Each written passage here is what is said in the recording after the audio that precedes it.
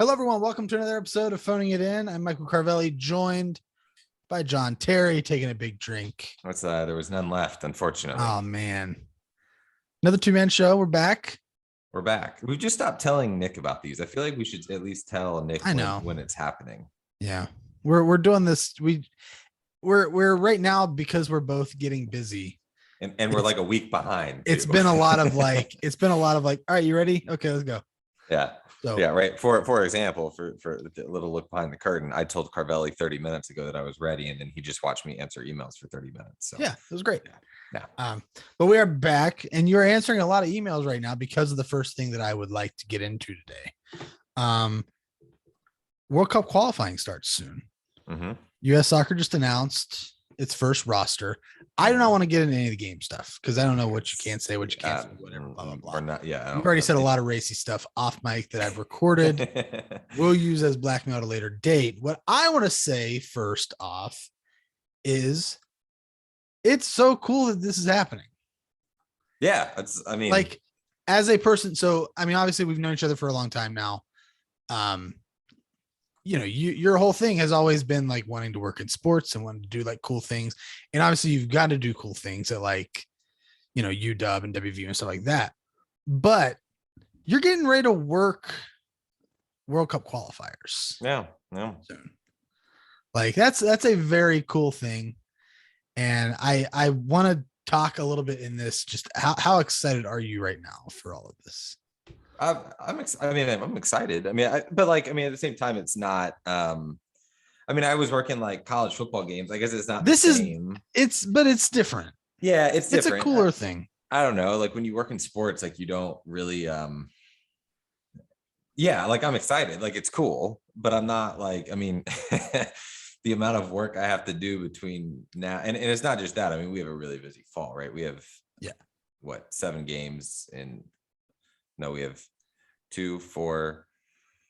We have 8 games in 7 cities over 10 weeks. So it's a lot. So, and I'm more like just focused on the shit I need to do and less. But it is cool. It is cool. I was talking. But this is exactly why I'm bringing it up. Well, hold on. Yeah. So I was talking to someone the other day, and not to like throw down the University of Washington baseball program, but like there's a big difference in like working, not just a World Cup qualifier, but any like national team game. Right. And then having to go to work at a fucking University of Washington baseball game. Yeah. So it is cool. It is very cool. I guess that's part of the reason I wanted to bring it up, because I know you're very stressed. I know I just witnessed 30 minutes of answering emails and I was like trying to carry on a conversation and cursing and all the things that John Terry does in those moments.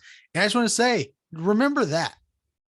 No, you're right. Forget that stuff every now and then. Obviously you have to do your work, so do your work and everything like that, whatever, get your stuff done. But this is a cool thing. Like this is something that like a lot of people want to work in sports and a lot of people want to do stuff in sports. You don't get to do cool stuff like this. You don't get to like be a part of that kind of thing. So it's very awesome. And I'm very excited. No, right. No, I always tell myself when I get stressed that like, no matter what happens on September 5th at 7:12 PM, the game is going to kick off. Yeah. It's going to be over by 9:30. Yeah. And then we're on to the next one. Right. So, yeah. It's exciting times, man. I know we just said we weren't really going to talk a whole lot, but I am just generally after this summer, after the tournaments they've had and what they've done, I'm very excited for this team. Yeah, I think I think last World Cup qualifiers, like I equate, and I feel like I can talk about this because it was before I think we're gonna go the same. I was gonna ask this. So I equate this to like when the Atlanta Braves would always win the division. I never watched the Atlanta Braves. I was like, they're gonna make the playoffs, like who cares? And I think honestly, like on a much smaller scale, like you just always assume the US is gonna qualify for the World Cup. And obviously last year they didn't, and it was a wake-up call. A few years, whatever, the last time around. So I think it's interesting, like just how that works. And this year it just feels like a little bit different. Granted, I'm in it this year, so like but yeah, it's gonna be fun. You're the key to keeps the engine going. I don't know about that, but I do make sure the lights turn on. So do you remember what happened? Like, do you remember where you were when they didn't qualify? Yes, I do. I remember that night so vividly. Well, and if you recall, I was not like big into soccer back Yeah. then. So like I was still I was like asking you like, hey, what is this hex? Mhm. Like what, how do you like what is this thing? Right. Like what, or whatever. So I was asking you, and then I was like, the game was on TV. I was like, what is this? And you're like, they gotta win it, blah, blah, blah, blah, blah. And I remember sitting there, and then I watched the famous Taylor Twellman meltdown. And at that point, I was like, who cares? I remember just being in like a state. It was when I was still working in Charleston, and I think I was designing the pages that day because I was in the office late. So that must have been what I was doing. And I just remember being in like like a stunned state most of that night, where it's like, because it was one of those things where like you never think that it's actually going to happen to them in that moment. Like you said, you kind of just Right. And it happens and you don't believe it. Yeah. And then it's real. Oof. But not to get ahead of ourselves, does seem like we'll be okay this time. Not to get ahead of ourselves. I don't know. I just I'm very excited. I think it's getting better. I think they're going to have this 2022 World Cup where obviously things can happen, but we assume they're going to get in. But like, it just feels like they're on this like build right now with like the actual like destination at the end of the road being 2026. Right. That, which will be fun. Like it has worked out so perfectly that we have this like massive influx of really talented young players that are American players who, when 2026 hits and the World Cup, the biggest sporting event possibly in the world, hits and it hits American soil, so many of these guys will be getting to their peak. Do you think the World Cup is bigger than the Olympics? Like, honestly, because here's the thing, like how many people don't watch the Olympics because it's the Olympics, but how many people watch the Olympics because I kind of think so. I don't think so. Man. Also because it's one thing. You have a women's World Cup too. Also, but I mean also because it's just soccer. It's just one sport. The Olympics is spread so wide. Like you're probably going to get, I feel pretty confident saying you have more people watching the Olympics in total than you have watching the World Cup. But how many people watch the Olympics to only watch basketball? Or they only watch Olympic soccer, or they only watch swimming or track? Yeah, no, that's true. I mean, my question though is like, obviously more people watch. As an institution, the Olympics is probably bigger, but I think the people who like the World Cup it's a bigger audience than any. Is it safe to say that the World Cup and the Olympics are the two biggest sporting events in the world? And then my question would be, what's the third? Super Bowl? It would have to be the Super Bowl, because that's the only one that really came to mind as like a potential in the world, right? Like, I mean, I'm thinking golf, like the British Open, maybe, but I don't think like that's. I don't think like, it's not as much as like even when the world, right? We're talking like Tiger played North America and Europe, basically. I don't think it moved the needle quite. And maybe a little bit of Asia. Yeah. Okay, so maybe NBA Finals, obviously not. I mean, the World Series, maybe. No. The Super Bowl feels like the biggest thing, but it also, I mean, I know it's like watched worldwide. I'm sure like there's some cricket World Cup, which is probably important, and like a rugby World Cup or something. Sure, whatever. But yeah, I think those two, because of the global appeal, I think they are the two biggest. So according to a website that I just found, this is Bleacher Report. Let's see what Bleacher Report says. The number one. They make you click like 7 things. I hate that. Okay, there's a good one on here that we forgot about. This has World Cup number 1, Olympic Games number 2. Can I say one that I was thinking of?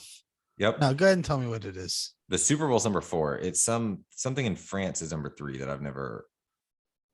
The Tour de France? Is it? Would it be the Tour de France? No, it's not the Tour de. No, it's not. It's like an Alpine F1 race. It's like a Okay. 24-hour Alpine F1 race. Oh, the is it Le Mans or whatever? Yes, Le Mans. Yeah. Yep.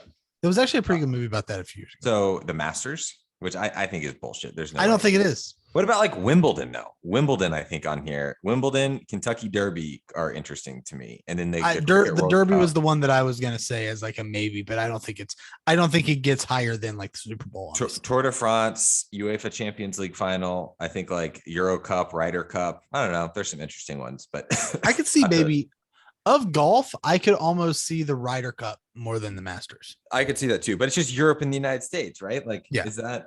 But I think that's generally the demo for. I think there's some tennis like Wimbledon, French Open, Australia. Wimbledon's a big deal. Wimbledon, I don't think is past the Super Bowl. I think it's higher. I think it's no. I'm saying like I think it's bigger than the Derby. Yeah, I do too. Interesting.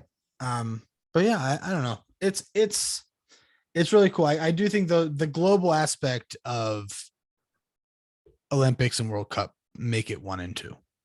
I do think that though. So, another thing, not to, I don't know. I don't want to like give you added stress. About this? I don't want to give you added stress levels as a person who like helps to make sure stadiums are run properly and efficiently during a game. But I texted you the other day.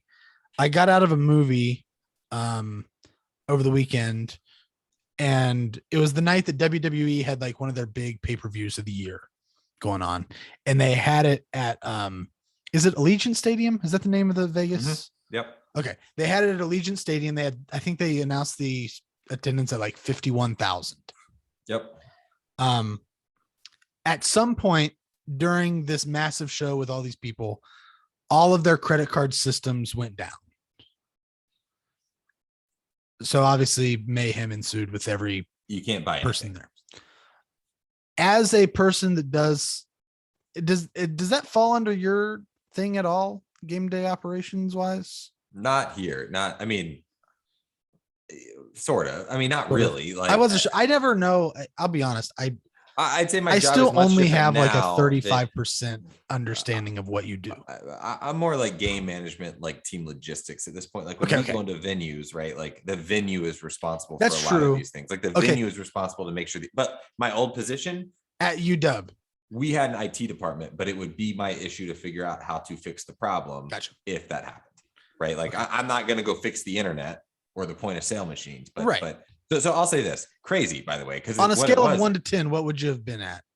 Honestly, this wouldn't even be in like the top 10 things that stress me out. If everything crashed, just the point of sale systems, no, maybe like around top 10, and I can give you some examples. Yeah, I'm actually because this feels like and I would say, I mean, obviously there are big scale things like blackouts and like stuff like that. But. Okay, a couple things. Number one, the thing that would concern me is the power going out when people are in the building. So a couple things. One, you think of like a lightning storm. I think the other thing that you could think about is like all these rolling blackouts, because like this summer when it got really hot in Texas, we were actually playing in Texas when they were having rolling blackouts. That's the number one thing that like just scares the crap out of me is something happening with the lights specifically. Yeah. The second one would be something happening with like a fire alarm going off or a fire happening in the stadium while the game was going on. Okay. The third one would be some sort of massive plumbing issue where like the sewer gets backed up, and this has happened. I mean, you've heard about this at like SEC stadiums. Yeah. And like no one can use the bathroom. The internet going out is up there. I think it's different than point of sale. The internet scares me really bad. This actually happened when I was at Washington. About 4 hours before gates open, we lost all internet connectivity. Yeah, it's not good. We started making a list of all the things that is controlled by the internet. Obviously, point of sale is one of those. Right. Access control. Our video board is controlled by the internet. TV needs internet to broadcast the game. Everything like ticket scanners, right? So, I mean, I think, look, like point of sale is not bad, but if point of sale is obviously like, it's not, it's scary, but I'd rather be able to people go to the bathroom and get into the game. Like at the end of the day, if they can't buy something, like, yeah, it's a revenue hit, but it's not like the worst thing in the world to happen. Yeah. That's But fair. the fact that it was what's scary about it was like a national blackout. I mean, it was not just at Allegiant Stadium. Yeah, I didn't realize that anything. until you mentioned it to me. That made me nervous because I was like, well, what else is happening here? Like what are the other things that are happening? Yeah. But in general, man, when things like that It was happen, like that day a few weeks ago when we were texting and what was it? One person, I won't incriminate either of us, even though it may or may not have been me, was checking DraftKings real quick to make a couple bets before like a basketball game happened in the middle of the day or something. And you couldn't get on DraftKings. And I texted you about it. Yeah. And like the internet and then was down. we found out that like 20 other major websites were down. And we're like, oh man, this is interesting. What's going on? Yeah. So it is when it gets to that point where it's like a bunch of stuff. You're like, is there something bigger happening right now? And those are the things that are scary, man, because you don't know like what's going on behind the scenes. Yeah. It's just like, ugh. So, I mean, I don't know. I think like those things like keep me up mostly because like anything that makes Twitter like a facility related issue that gets like on Twitter and becomes a big deal. Like that is a nightmare. But I was like, at least the light, I just feel bad for these people when like the lights go out. Yeah. And you see it on Twitter, or like the scoreboard goes out in the middle of the game, a shot clock stops working. You have like, or like these basketball arenas in the winter will have like leaks on their court, and they like, you obviously can't play basketball when there's water dropping under, like that sort of stuff scares the shit out of me. Yeah. But the lights going out is by far number one. And like lightning in general kind of just sucks. Yeah. Because then you got to like, stop, figure out all the things, or like a bus breaking down with a team on it. That's happened to me before. Never. They had a police escort, so they all ended up just getting in the police cars and getting to the game. I don't know. I mean, I will say, yeah, it stresses me out, but like it's like I don't want to say it makes it fun. It doesn't make it fun. It makes it miserable. But it's not. It's never boring. Here's my thing. No one should be judged on a crazy thing that happens. Like if the lights go out, it's no one's fault the lights went out, as long as you like weren't egregious about it. Like it's how you react to those situations, and like making sure you have a plan in place. But I will say, like, hearing you talk about stuff like this makes me so happy that I went into a line of work where like when something bad happens, I don't have to do anything to actively fix it. Yeah, you actually probably don't do anything. I just have to. No, we do. We've got, I mean, listen, the last like 18 months or so, I've learned a ton about like crisis communications. Right. But in part of crisis communication, you just like don't say anything, right? No? I mean, no, I think you keep people informed. Especially when it comes to things like a matter of public health. Fair. You don't want to just like keep everybody in the dark. So yeah, like the big thing that we have on our side is like, okay, let's hear from so-and-so about what we need to say, or, what kind of actions are we taking toward this or whatever. And then our job is just to be the messenger. Like, you guys can fix it. You guys fix it. We'll be over here. We'll just get the tweets ready and everything when it needs to go out. But so it makes me very happy that I don't know. Like, there are definitely days where it's like, why did I do this? Like, why do I stress about? My job is essentially to stress to figure out what I can stress about, what could go wrong, and then I stress about it, and I have to come with a solution. It's fun though. But like you said, man, like there are plus sides to it. Like I get to like be on the sideline a World Cup qualifier. Yeah. Like that's pretty cool. At some point, you're gonna be. By the time, I mean, who knows? 2026, you might be the president of the federation. I doubt that seriously. I actually would bet vice president. Okay. We'll clip that so that it's like we've got it ready for when it happens. Right. But yeah, I mean, 2026, you'll be hosting a World Cup. It'll be fun. That's wild, man. It's fun. Yeah. That is so, like, we just talked about it. It's one of the two biggest sporting events in the world. Yeah. And you know who's going to make sure that thing gets off without a hitch in the US? People who are way more important than me. I guarantee John, you that. Richard, Terry. And we'll see. Crushing it all by himself. Imagine the stress level then, man. It's gonna be very funny to watch. I'll be Oh, yeah, yeah. I'll be providing support and then texting Nick and be like, man, John is losing it. John's going nuts right now. Before we get into our movie club stuff, I'm going to transition to like a You just made me more stressed out than I needed to be. Just in general. Now I'm just like thinking, I'm sitting here, I'm looking at my to-do list of all the stuff I turn need it up. to do. Pay attention to me. I know. Throw that I'm away. just saying, Literally, I want to see you throw it. I'm not. I need it to. It's You don't already need the it right corners of beside you. that. It's to the side. I've done a really good job. I've only looked at my email twice. Mm-hmm. People heard the notification just now, by the way. I know. But I actually didn't even look at that because I know what it is. Let's talk about something. I mean, it's gonna be sort of, I don't know, but I was watching something. I got a screener for a movie that's coming out soon that I was watching, and it was a movie that was filmed during the pandemic. It's a movie where you literally have two characters. Like those are the only people you see throughout the whole movie. Oh, I don't think I realized that when you were explaining this to me. I thought there were just two screens. I thought there were multiple. Okay, so there are two people. Jesus. Only two people. Right, So it's cheap to film. Exactly. Well, yeah, because they're doing it through a computer. You think they actually film like on a computer? Probably not. There's no way. I mean, well, they might. I mean, you could do that and like plug a nice camera into. I don't know. Good point. Fair point. But the point is, so there's a movie called Language Lessons that's coming out soon that I was watching before we started recording this, and it is a movie about a guy whose husband gets them like Spanish lessons, and the movie is this guy and his Spanish teacher becoming friends and bonding through these lessons via a virtual setting. I don't think it ever actually says anything about the pandemic, but it's clearly like done in a way that's like people talking the way that you and I are right now via stuff like Zoom or Skype or Teams or whatever else. Right. And the thing that I want to get to, because we're also getting to a point now where obviously pretty much anything that's being made now, movies wise, TV wise, music wise, whatever, is being done during the pandemic at this point. But specifically things like this that are doing things in the style of stuff that reminds us of the pandemic that we're in. I don't want to watch it. Yeah. I don't want to watch it. I think it's weird because like this movie is not bad.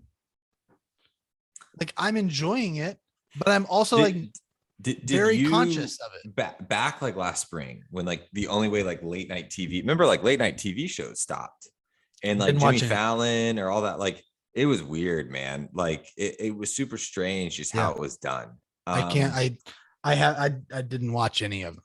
What about like the NFL draft? Remember when they were doing a lot of it? That was weird, right? I don't know. It's an interesting idea, but it's too soon. Yeah. And it's too soon to watch now while we're still in it. What is the movie about? I literally just said. Like, I clearly wasn't paying attention. Yeah. Stop reading your email. Turn the email off. Is it about the pandemic? Like, I don't think they ever actually explicitly mentioned that it's in the pandemic. But the point is, it's supposed to be set like. But it's a person doing Spanish lessons. Got it. Okay. I'm sorry. Virtually. Okay. Got it. I'm moving like my this. phones away. So, I don't know. I mean, it's cool that it's about that.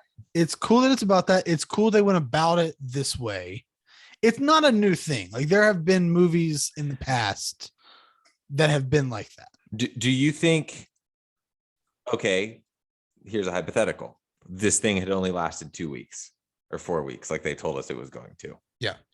Would it be more entertaining then? Because Yes. I feel like now it's been a bad nightmare, right? Like if this had been 4 months, it's like, oh, the 4 months or the 4 weeks that we were stuck inside. Okay, cool. Big whoop. Like it sucked. A lot of people died. Like people lost jobs, bad for the economy, all this other stuff. But at least it was done.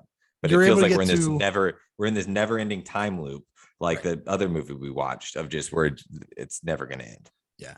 I was gonna say you get to that point if it had only lasted like a month or 2 months or whatever, you watch something like this and it's like I was mentioning to you before we started recording. It's like it's kind of nostalgic, right? don't which is know. a weird way to put it for something like this, but like you remember it and you're like, oh, that's like, oh, that's interesting that they did this. Whereas like now, because it's been so long, even years from now, in a world where we have gotten, over the hump and we're good to go and everything is back to actual normal,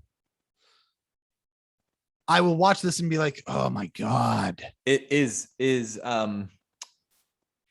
well, yeah, I'm just like struggling with when you might have said this. Was this movie filmed like way back in like early COVID? I can't remember exactly when they filmed it. Like, it I was guess my done- question is, did they film it this way be out of necessity because they Yes. literally couldn't be together? Yes. Okay, got it. So it wasn't like, oh, we really like there's some guidelines. I mean, but if they we probably wanted could to, have been we could. together. Okay.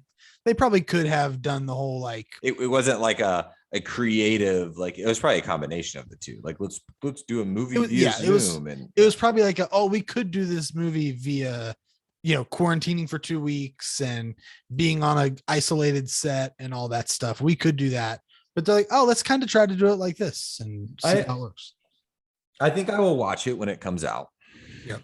But I don't know that I would watch the entire thing. Mostly because you said like I just don't want to relive this shit. Comes out September 10th. It's called Language Lessons. What do you know what's coming out on? No idea. I just know that's the date. I think that might be a theater release, although I don't know if I don't know. We'll see. But that we go from that into our discussion for this week's movie club, which we had to do a little bit of a pivot. Well, sort of. A little bit. We had decided at the end of last week's show that we were going to do Amazon and Netflix, by the way, according to this website I'm looking at. Oh, that doesn't sound right. Well, I'm just. Well, like I'm saying, because they're like separate studios, so I doubt that they would both get it. I mean, I generally agree with you, but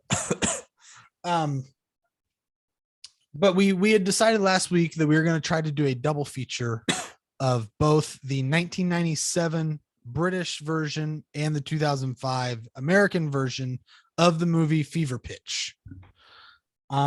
We thought that the original was on Amazon and the other one was on Hulu, to realize that the American one is not actually streaming available for us. you can buy it on Amazon. You just have to have like a Stars. You can buy it. We did which not buy it. That's bullshit. Like, give me a break, Amazon. So we only watched the one. We only watched the 1997 Fever Pitch, Which was a first for me. I'd never seen before. I had watched it back in high school or early college. I didn't even know this existed, dude, until like maybe 6 months ago when you told me. I knew it existed from like watching the first one in theaters and stuff, and like looking it up on the internet afterward or something, and like seeing, oh, it's like a remake of this. Really enjoyed it though. And I wish we were talking a little bit before we started You recording. did? Huh? I enjoyed it. Like, it wasn't my favorite movie in the world, but I enjoyed it. Like, it was a first time watch, and it was interesting. I was telling you before we started recording that I don't quite remember the entire premise of the new Fever Pitch, the one with Jimmy Fallon. And so I'm really want to see that one now. Like, I literally might go rent it and watch it. Yeah. I mean, if I may, we'll just go into it here. So the one that we did not watch for this week's show, Jimmy Fallon is a big Boston Red Sox fan. He's also a teacher. He takes his class on a field trip where he meets Drew Barrymore's character. They hit it off. They begin dating. The whole premise is, how can he balance the relationship when he is so obsessed with his love of the Red Sox? The relationship with the team versus the relationship with the woman. Exactly. And the original Fever Pitch, the one we watched for this week's show, is pretty much the same thing. Yep. Except a couple things. Instead of them working in like separate fields and them running into each other on a field trip, both characters are teachers at the same school. Yep. which is So cool. It was a cool dynamic. you get the coworker dynamic, and it's the kind of uptight teacher with the teacher who, all the kids love him because he loves soccer, and he's the he's the school's soccer coach and all that stuff. But they end up hitting it off. They end up, starting a relationship, and it's now a test between his love for this girl and his love for Arsenal, which, I mean, poor Man, choice of club aside, very, very poor slander choice. of Spurs aside, it's still a good movie. Was so the interesting thing about this one, and I was looking on IMDb for the new Fever Pitch. So he was a soccer coach on the side, obviously, as you mentioned, he worked at the school, which was cool because you could see him like interacting with kids. How did that happen with Jimmy Fallon and the new one? I can't remember for sure. It's been like a couple years since I watched the American one. I can't remember if he was a coach, like a baseball coach, but he certainly had a similar relationship to the kids. I do remember the one cool thing about the new one was the scenes that they filmed at Fenway Park were actually during games. Like they were natural, which is, you don't see that a lot. Like a lot of times sports movies suck because it's fake, but I remember them like when they did the first pitch or whatever, or what it didn't, I can't remember, but at some point they threw out a pitch. Maybe I think they probably had him for a first pitch. They were literally there. There are scenes at the end of the American one where they are down on the field celebrating with the Red Sox after winning the World Series. Right. That actually happened. It happened. Yeah. The Red Sox won the 2004 World Series, broke the curse. Fallon and Barrymore were filming the movie as they were celebrating. Amazing. That's super cool. So that would have been cool because like I actually thought one of the bad parts about this, the old Fever Pitch, was the sports scene sucked. Like when at the beginning of the movie, when he was going to the game with his dad for the first time, and it was like it was quiet, like there was no sound, like it just wasn't. Well, here's the thing. I don't think this was a big production. Like this is a small movie. Whereas like the American one, it's Jimmy Fallon, who was a big thing because of SNL. Drew Barrymore is a big thing. The Farrelly brothers who directed it were big directors. I mean, they're the people who did, like There's Something About Mary and that kind of stuff. Like it's one of those things where this was a much bigger deal. They could get a lot more access to the games and get a lot of more access to stuff. I don't know if Arsenal was giving this movie that type of access. So also it's interesting. It looks like it was filmed at Fulham at Craven Cottage, which is interesting because they'd already done construction to like some stand at the terracing at Highbury had been replaced or something like that. Yeah. So yeah, I don't know. It's interesting. And correct me if I'm wrong. Isn't the new Fever Pitch?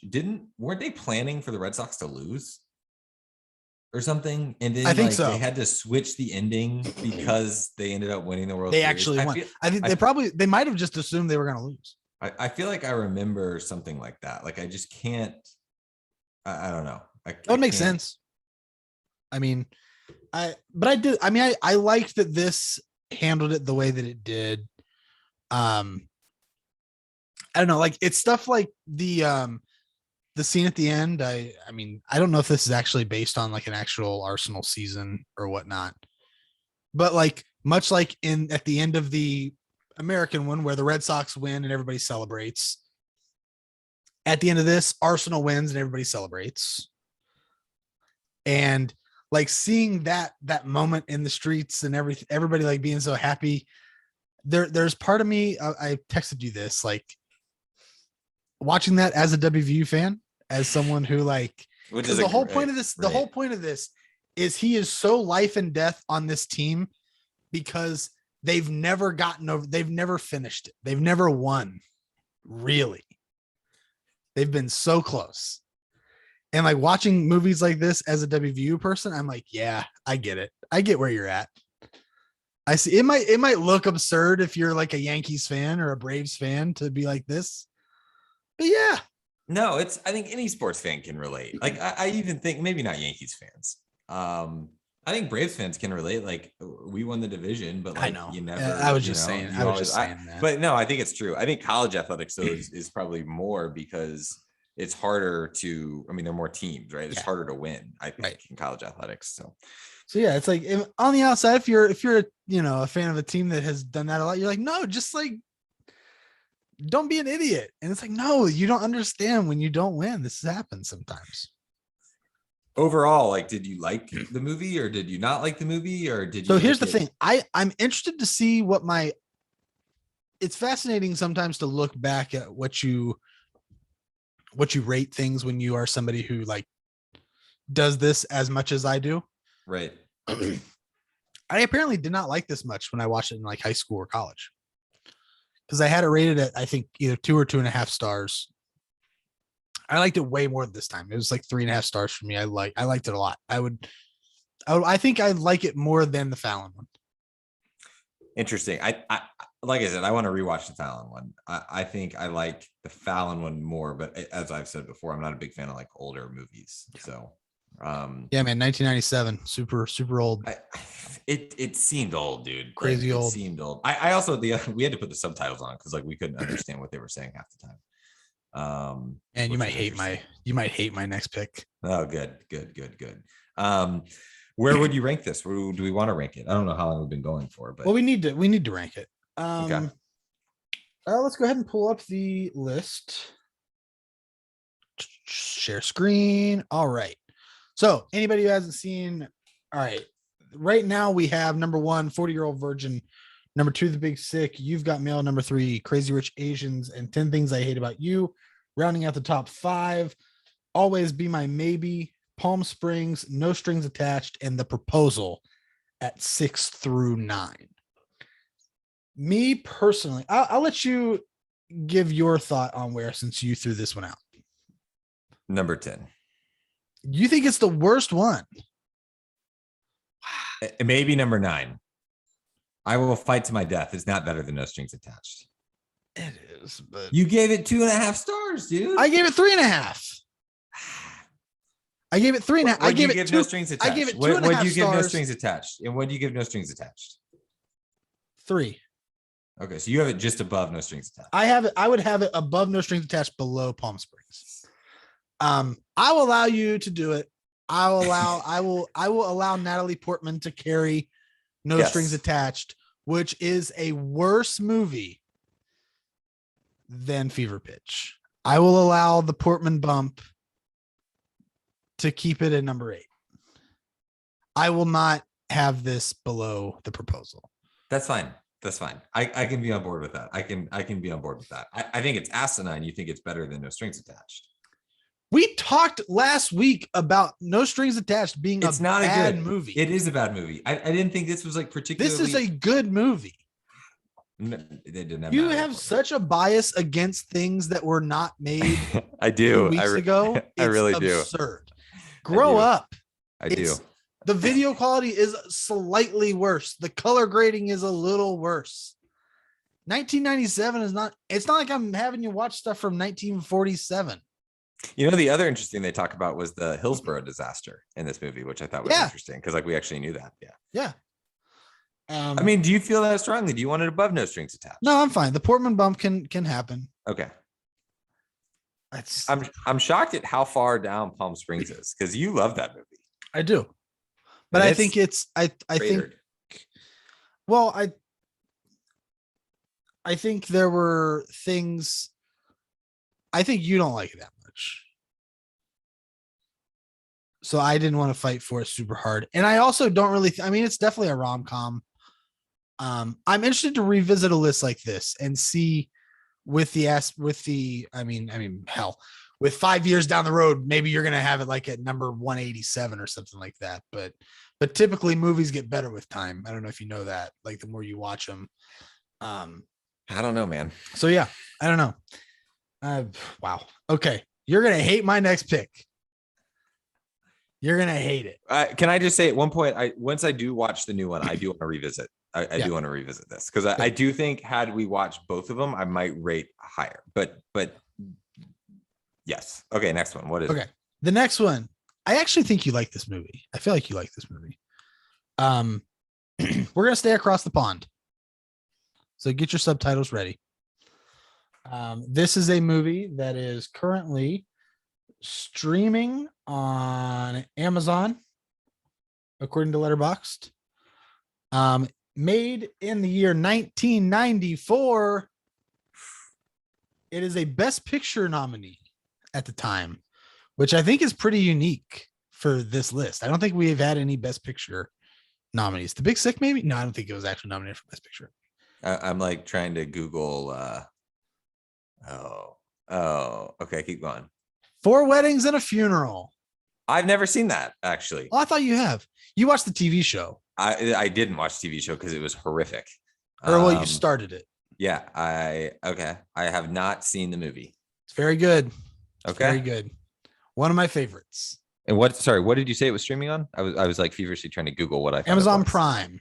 I thought it was gonna be like The Holiday or something. No. Great movie though. The Holiday is amazing. Hugh Grant. It's fine. It's okay.